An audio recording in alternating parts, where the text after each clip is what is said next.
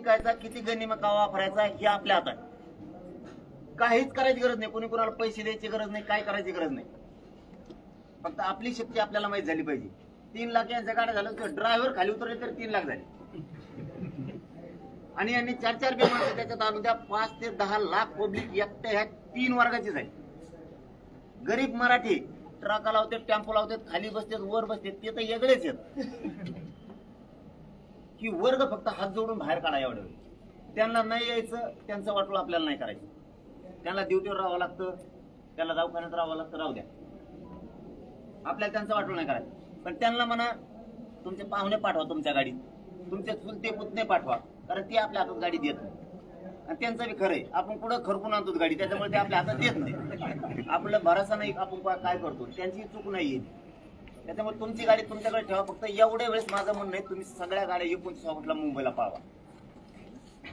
आरक्षण कसं देत नाहीत ते मी बघतो. कारण तुम्हाला मी एक गोष्ट सिद्ध करून दिली, 70 वर्षापासून मराठा समाज वाट बघतोय आरक्षणाची. 45 वर्षापासून ताकदीनं लढाई सुरू आहे.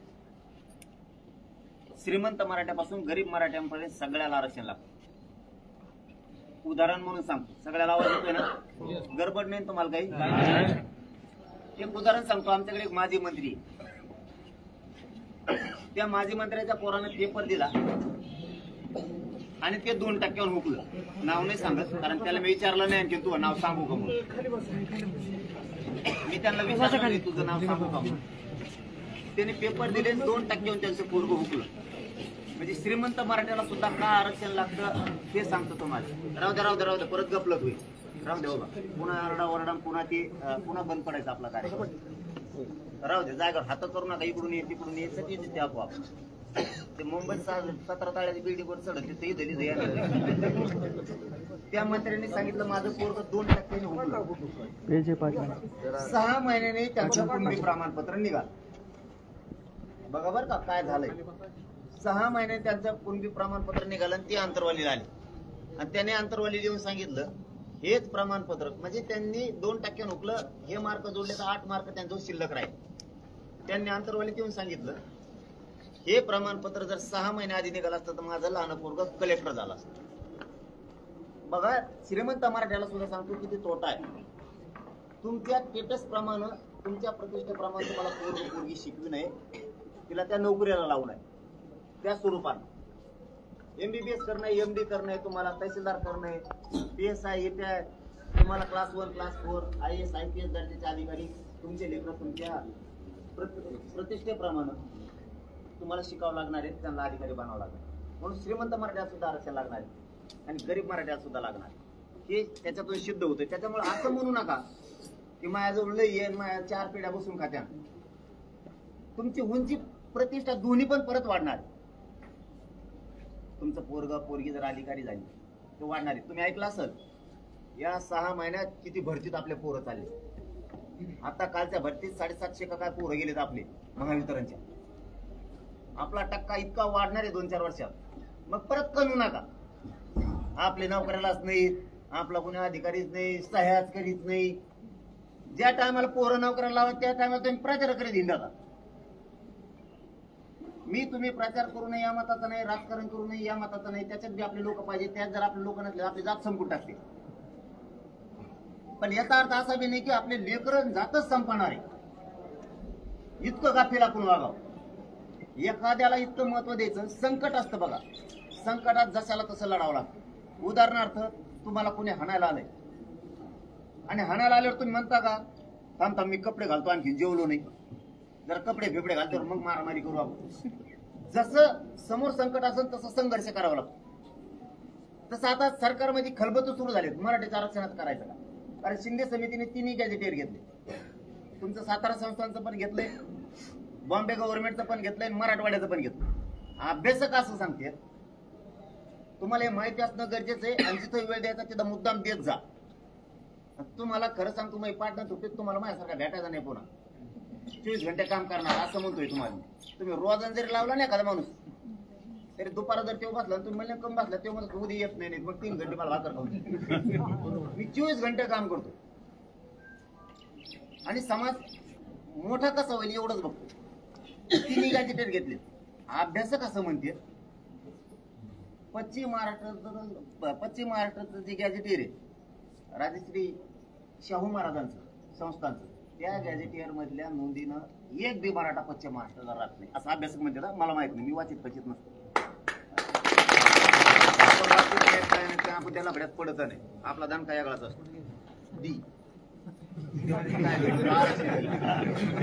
म्हणजे तुम्हाला खरं सांगतो मी हैदराबादचं गॅजेटेर वाचलं नाही. अभ्यासक म्हणते पुरा मराठवाडा बसतो, मी म्हणतो बसतो. ते म्हणते बॉम्बे गव्हर्नमेंट मध्ये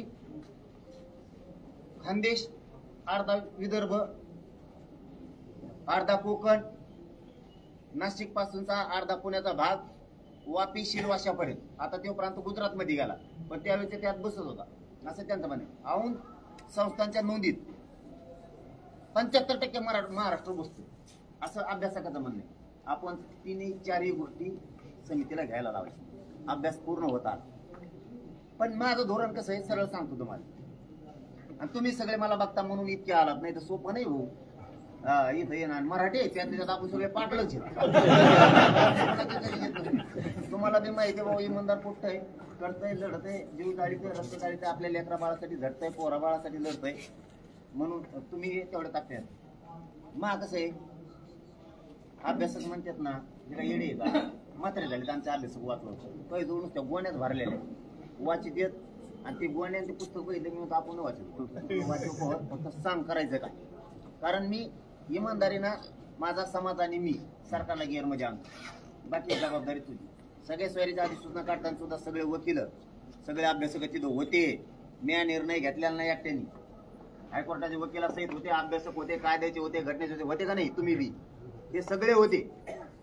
एक उलची काय झालं की मग ढकली ते चाबरे.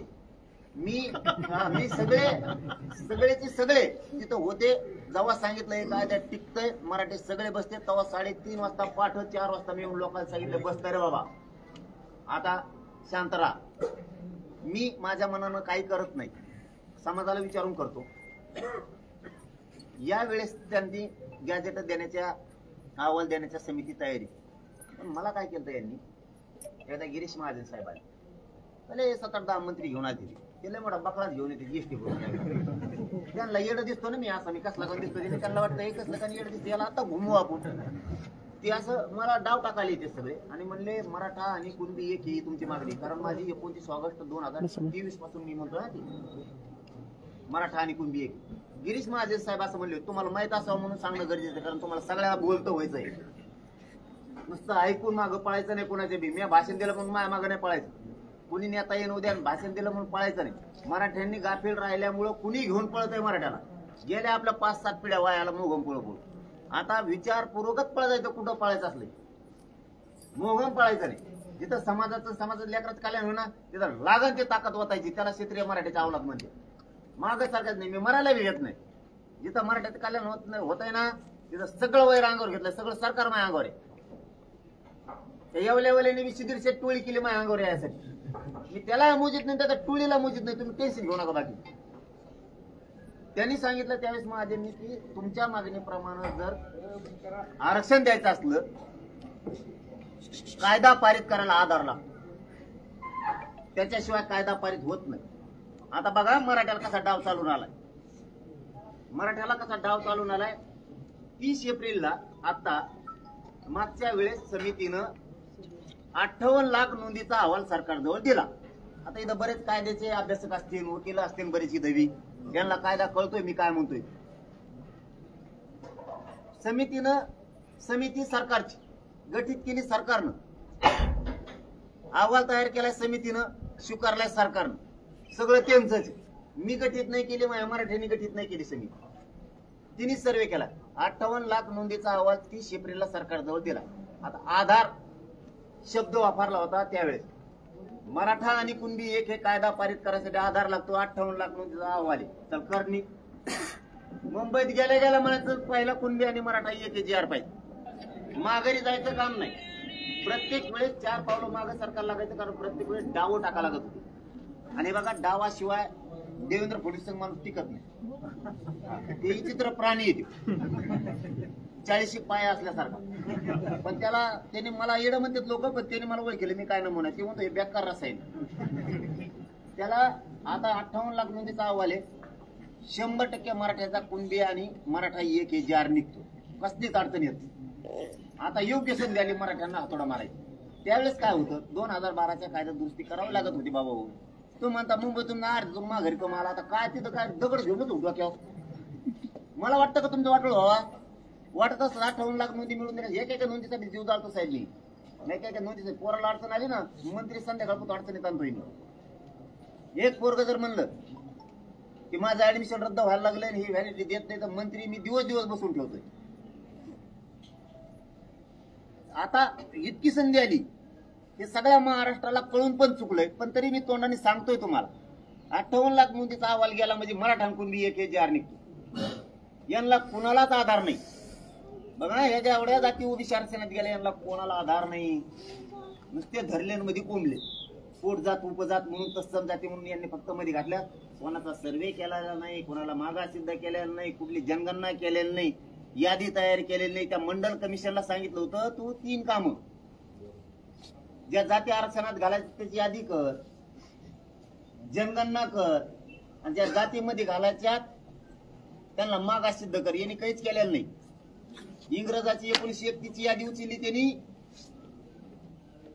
शाहू महाराजांच्या काळात भास्करराव जाधव साहेब आंतरराष्ट्रीय परिषदेला गेले होते, त्यावेळेस ओबीसीची एक यादी होती.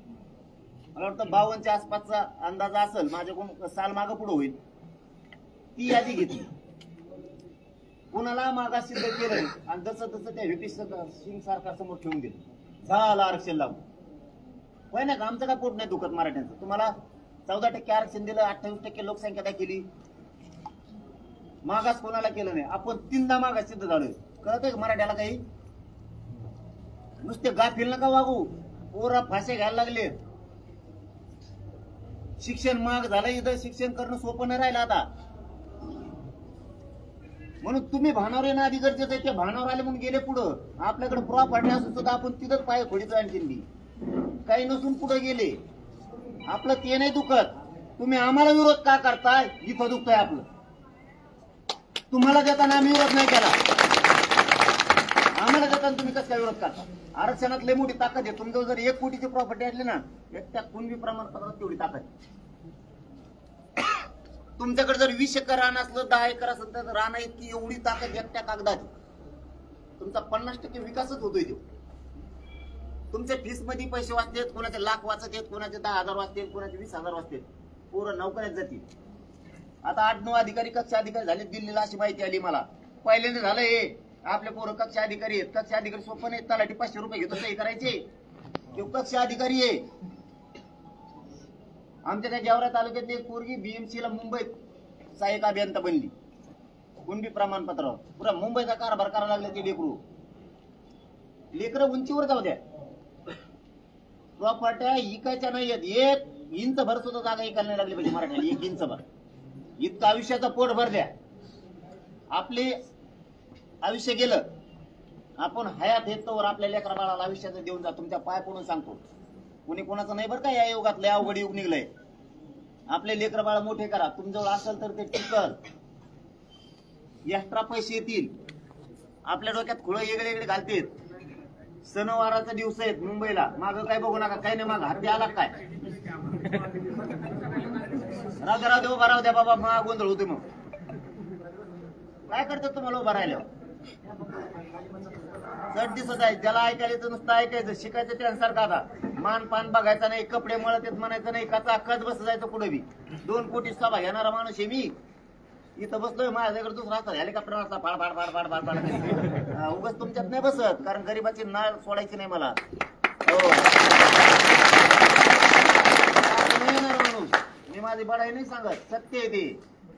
इथं उची आमदारानं खांद्यावर हात टाकला तरी आपण पाटील येत लगेच म्हणतो, हे तर मोजीत नाही तर पलीकडे. इथं सोपं नाहीये. मला फक्त जाण गरीबाची माझ्या. मला गरीब मोठा करायचा. आपल्या डोक्यात फुलं घातला. आता सणवाराचे दिवस आहे. सगळ्याला आवाज येतोय का? आता हे सणवाराचे दिवस. सणवार करायचे नाही या मताचं मी नाही. हिंदू धर्माची संस्कृती टिकवून आपलं काम आहे. वारकरी संप्रदायाची संस्कृती टिकवून आपली जबाबदारी. पण संकट आल्यावर जेवतं ताट बाजूला लोटायचं असतं तर लेकराचं कल्याण होत असतं, ध्यानात राहू द्या. आता असं संकट आहे समाजाच्या लेकरावरती. 29 ऑगस्टला लढाई जिंकायची आणि तुम्ही सणवार करीत बसणार. हरल्यावर काय करता? पश्चाताप. हरल्यावर काय करणार तुम्ही? पश्चाताप ना, दुसरं काय करणार? तुम्हाला एक उदाहरण देतो बघा. एखादा आमदार एखाद्या निवडणुकीत एखादा सरपंच कमी मताने पाळला ना, मग त्याच्या कार्यकर्ते म्हणजे मायला आणखी थोडी मेहनत घेतली असली बरं झालं असतं. जेव्हा मेहनत घेतो 10 रुपयात बसला लिंबा झाडाखाली, आणि आता पडल्यावर काय पश्चाताप करतो? आपल्याला मराठी हरून द्यायचे नाही, 29ला मराठी जिंकायचे. घरी बसू नका, सणवार आहे, गणपतीचा दिवस आहे. आता मला आधी माहित नव्हतं, 3 महिने झाली तारीख डिक्लेअर केली. 29 ऑगस्टला 2 वर्ष पूर्ण होते म्हणून तारीख डिक्लेअर केली.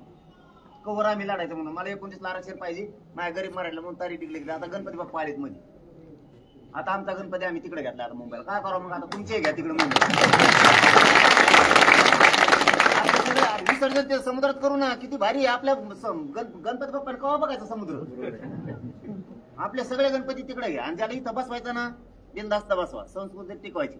पण उत्सव यावेळेस कमी का? आधी लेकराला मोठं करू. देवाचं काय?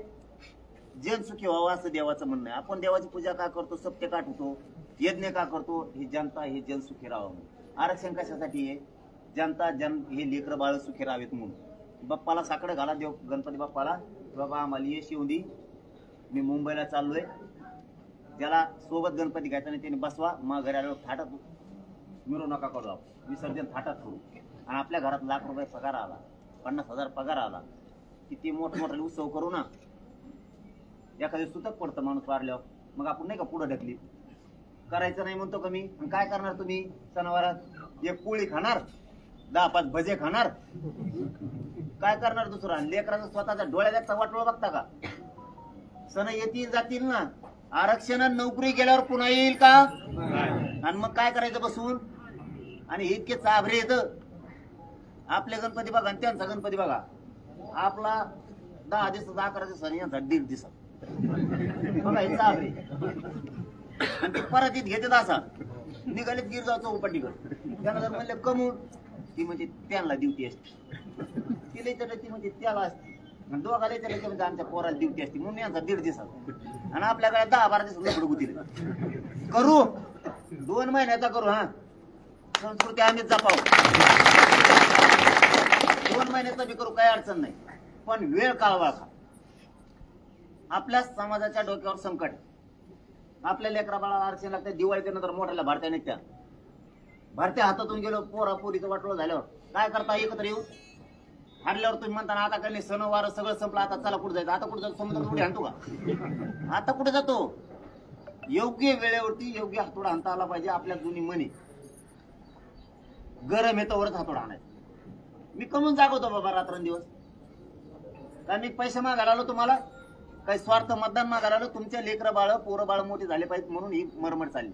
उपाशी तापाशी राहतोय, रक्त जाळतो, जीव जाळून तळमळीन तुमच्या पाया पडायला येतोय. संधी सोडू नका. पुन्हा लेकर शाप शिवाय देते तुम्हाला. एकदा आयुष्याचं द्या ना, त्याला आयुष्याची भाकरी द्या. एकदा चंद्र सूर्य आहे तर टेन्शन नाही तुम्हाला. आणि 45 वर्षाचा लढा एका वर्षात संपवला. एकाच वर्षात इतकं ताठरतेने लढलो. एकाच वर्षात संपवला. काय ठेवलं? त्यांना कळून चुकलं. त्याला वाटतं आपल्याला मराठ्याला आरक्षण मिळून त्याला कळून चुकलं. येड नाही म्हणते, देणे घातले सगळ्या मराठी आरक्षणात आणि म्हणायला लागले ते आता. आणि राहिलेले जाणार आहेत त्यांना पक्का माहित. कारण आपला